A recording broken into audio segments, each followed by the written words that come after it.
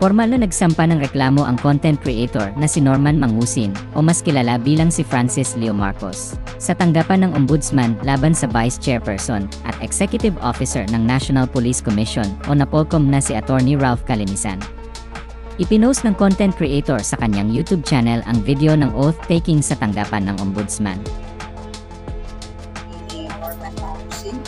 That you are the complainant in this document filed for the Office of the Ombudsman.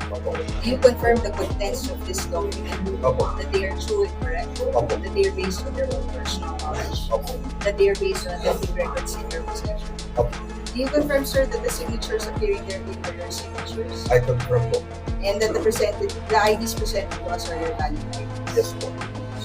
Have a seat, sir. Check it lahat. Ito ang mga isinampang reklamo laban kay Attorney Calinisan batay sa complaint affidavit ni Norman. Criminal complaint na paglabag sa Section 3E ng Republic Act No. 3019 o Anti-Graft and Corrupt Practices Act. At administrative complaints na grave misconduct, oppression or abuse of authority, conduct prejudicial to the best interest of the service, discourtesy in the course of official duties, at paglabag sa Republic Act No. 6713 o Code of Conduct and Ethical Standards for Public Officials and Employees. Ayon sa ulat ng Marinduque Online TV, kalakip ng reklamo ni Norman ang motion for the issuance of immediate preventive suspension, at layunin nito na pansamantalang maalis sa pwesto si Attorney Calinisan habang gumugulong ang investigasyon upang maiwasan ang posibleng impluensya o pakikialam sa mga ebidensya.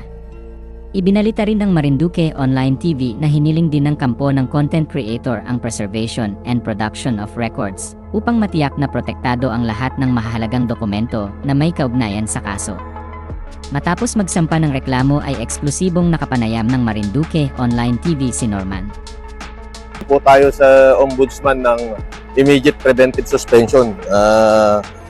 Ang mga sinampaho nating kaso sa kanya ay yung criminal po is yung violation ng Republic Act 309 or ng Anti-Graft and Corrupt Practices Act.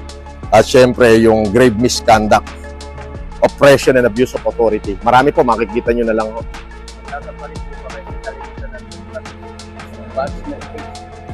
Pinag-aaralan po ng ating kampo.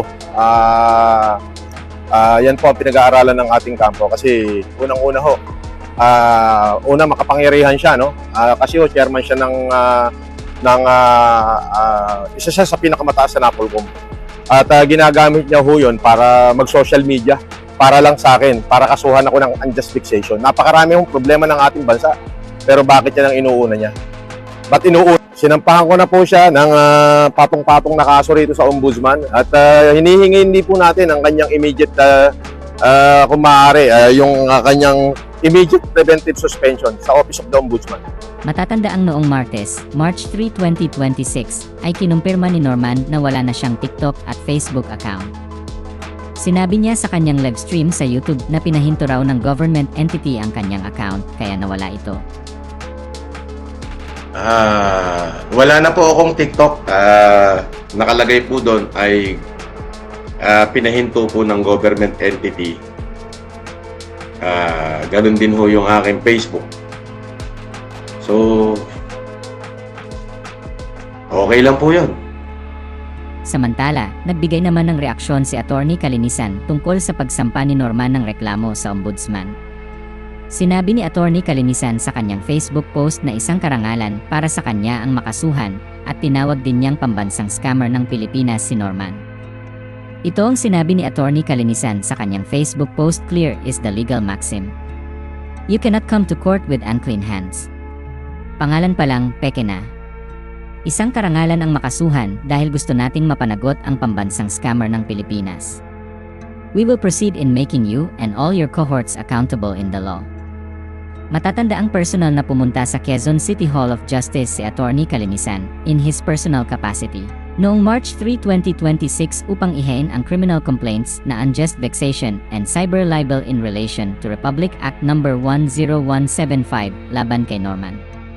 Noong araw na yon ay sinamahan siya ni LTO Chief Marcos Lacanilao sa pagsampa ng reklamo laban sa content creator.